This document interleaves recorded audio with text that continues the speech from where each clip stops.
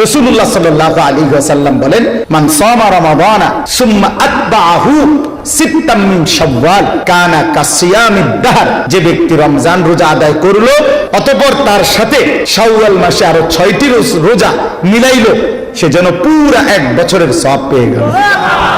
একটা সহজ হিসাব কই, কেমনে পাইলো সওয়াব? এক বছরের সওয়াব কেমনে পায়? হাদিসে নবী আরেক হাদিসে এটার ব্যাখ্যা দিয়েছে, একদম সহজ। যেই কোন নেক আমল আল্লাহ তাআলা কম পক্ষে 10 কমে নেকি দেয় না। এই যে ডান কাদের ফেরেশতা যিনি লেখে এবারের কাছে যে খাতা, এই খাতাতে 1 2 3 4 5 6 7 8 9 এই পর্যন্ত কোনো সংখ্যা নাই। না এনে নাই, এটা কথা বুঝেন না? 1 থেকে 9 পর্যন্ত ঘর এবারের কাছে নাই, এনে নাই। এটা এবারে শুরুই করে 10, ডান কাদের ওয়ালা শুরু করে কততে, এটা বারবারে বাড়ে। আল্লাহ পাক দিলের হালাত দেখে বাড়ায়, কাউরে 70 700 7000 70000 7 লাখ 70 লাখ 7 কোটি 70 কোটি 70,000 কোটি। কারো বেলায় আল্লাহ ফেরেশতারে বলে, তুমি লিখো না, ফাটতা না, আমি লিখো। এটাও হাদিস আছে, সাআতুবু। ডান কাদের ফেরেশতাকে আল্লাহ বলে, আমি লিখবো। আমি তাহলে 1 এ 10 কমপক্ষে, 1 এ কত 10। তাহলে 1 মাস রোজা রাখলে রমজান 10 মাসের সমান সওয়াব, এই হলো 10।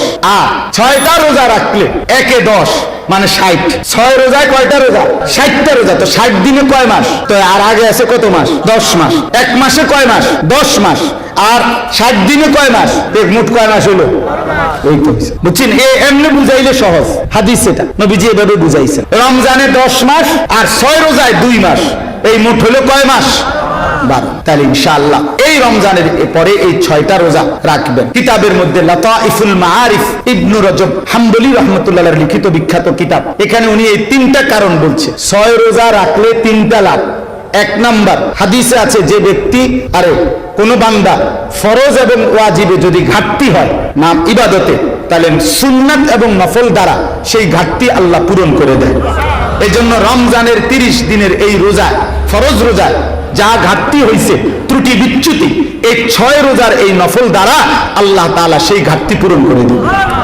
2 নাম্বার লাভ হইল, কোন ব্যক্তি একটি ইবাদত করার পর পুনরায় ওই ইবাদত আবার যদি করতে পারে, তো এটা প্রমাণ করে হাদিসের বক্তব্য অনুপাতে তার পিছনের ইবাদতটা আল্লাহ কবুল করেছেন। কথা বুঝছেন? শাওয়াল মাসে রোজা রাখার ব্যাপারে যদি বলেন,